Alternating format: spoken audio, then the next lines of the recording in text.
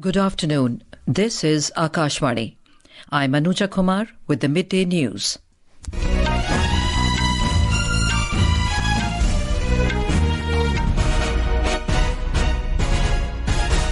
The headlines.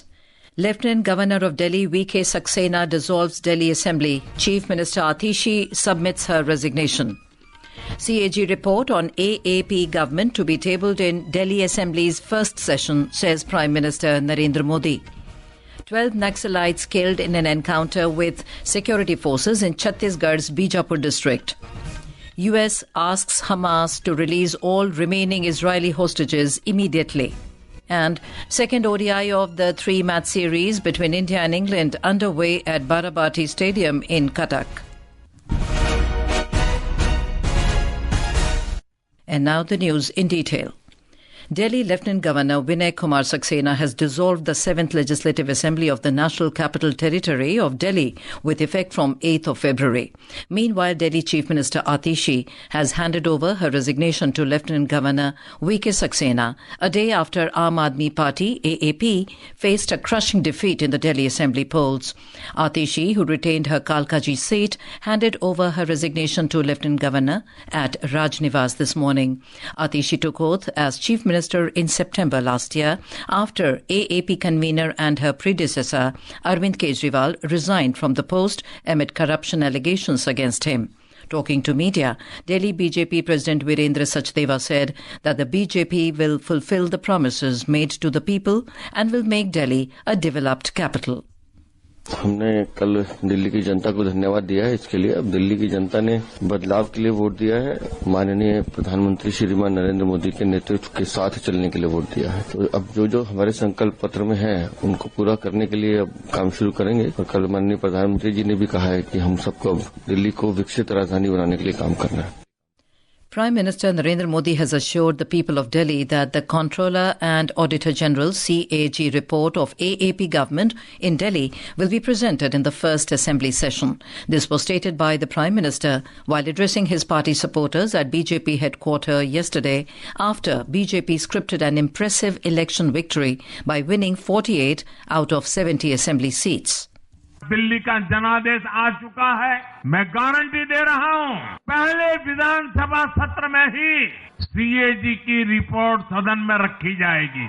भ्रष्टाचार के हर तार की जांच होगी और जिसने भी लूटा है उसको लौटाना पड़ेगा। Notably, the CAG report revealed a significant revenue loss of 2,026 crore rupees due to irregularities in the Delhi government's excise policy. The report's findings stated that there were deviations from the objectives of the policy, a lack of transparency in pricing, and violations in issuing licenses that were not penalized. According to the report, out of the total loss amounting to 2,026 crore rupees to the state exchequer, 890 crore rupees resulted from the government's failure to retender the surrendered licenses before the policy period concluded.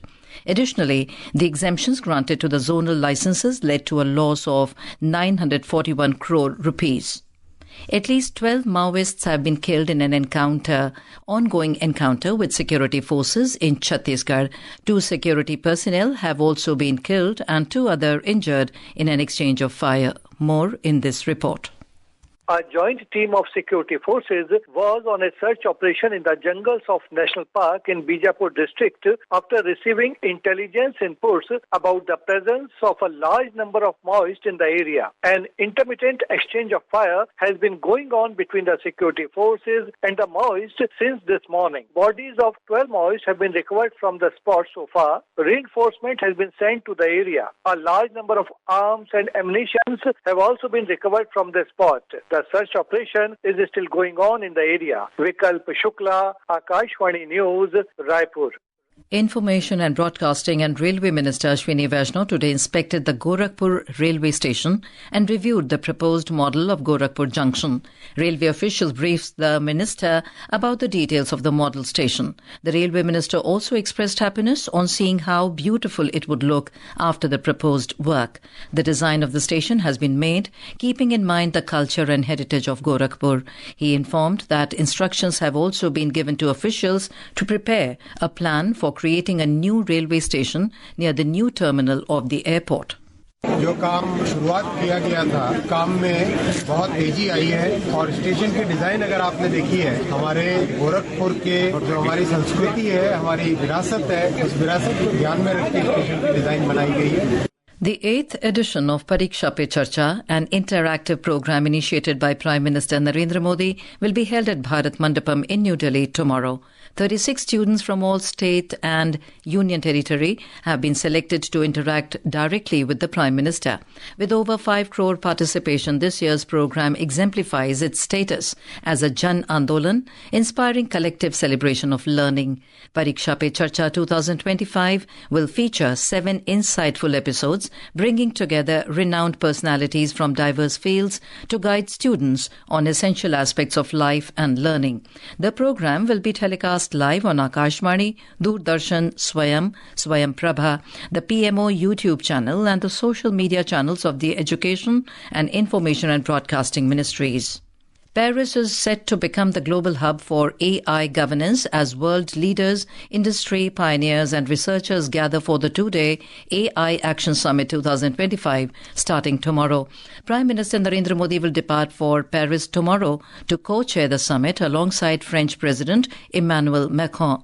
The event aims to shape global AI policies, ensuring innovation aligns with ethical responsibility. More from our correspondent.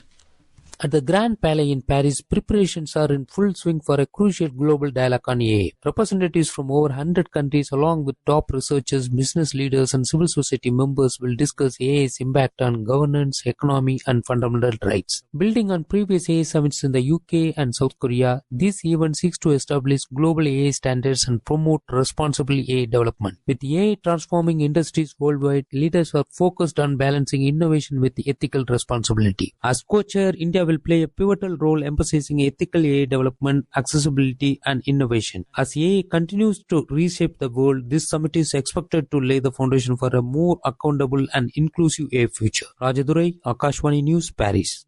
This is Akashvani giving you the news. For quick news updates round the clock, follow us on our X handle at AIR News Alerts. And for details of these stories and more, log on to our website www.newsonair.gov.in and download the News on AIR app. The 52nd edition of the World Book Fair, which is underway at Bharat Mandapam in New Delhi, will culminate today. The 9-day event was inaugurated by President Draupadi Murmu and was organized by the National Book Trust and the India Trade Promotion Organization. Our correspondent reports that the fair brought nearly 2,000 publishers and 1,000 speakers together. The 52nd chapter of the Mega Book Fair will come to a close today. This year the fair exhibited under the theme of We the People of India, commemorating 75 years of the Republic of India, with Russia being the focus country. The 9-day event hosted more than 50 countries including France, Argentina, Spain and Colombia, besides bringing together nearly 2,000 publishers and 1,000 speakers. From educational books and novels to biographies and comic books, the fair showcased a plethora of books from different genres. Further, the Mega Book Fair also witnessed several author discussions, book launches, literary sessions, cultural programs, among others. Bhanu Pratap Singh, Akashvani News, Delhi. And now, news from Mahakumbh 2025 underway in Prayagraj.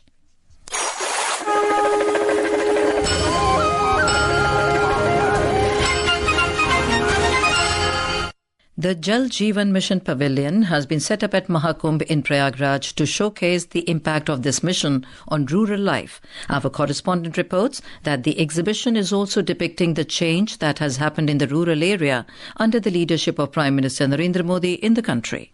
The Jal Jeevan Mission exhibition is showcasing the Bundelkhand's transformation of bringing tap water to every household. Talking to Akashvani News, the visitors praised the Jal Jeevan Mission, saying through this mission, tap water connections have been provided in their villages. हर घर नल जल योजना के तहत उत्तर प्रदेश सरकार मिलकर हर एक व्यक्ति के घर पे नल लगा के जो है जल की व्यवस्था जो बहुत अच्छे तरीके से जो प्रोवाइड कराई, जिसके बाद जो बुंदेलखंड में जल की समस्याएं हुआ करती थी वो काफी हद तक दूर हुई। मुझे यहाँ आके बड़ा अच्छा लगा और पूरी जानकारी हुई कि क्या क्या है, हमारी सरकार हमारे लिए क्या कर रही है, हमारी पब्लिक के लिए क्या कर रही है, क्योंकि जल ही जीवन है। The exhibition on Jal Jeevan Mission is highlighting several initiatives such as PM Awas, Gram Panchayat development and village solar energy adoption. A Swachh Sujal Gaon digital corner has been set up where the villagers from Uttar Pradesh can access real-time information about water, tap connections and water supply status in their respective villages. With Dipendra Kumar, Aman Yadav, Akashvani News, Prayagraj.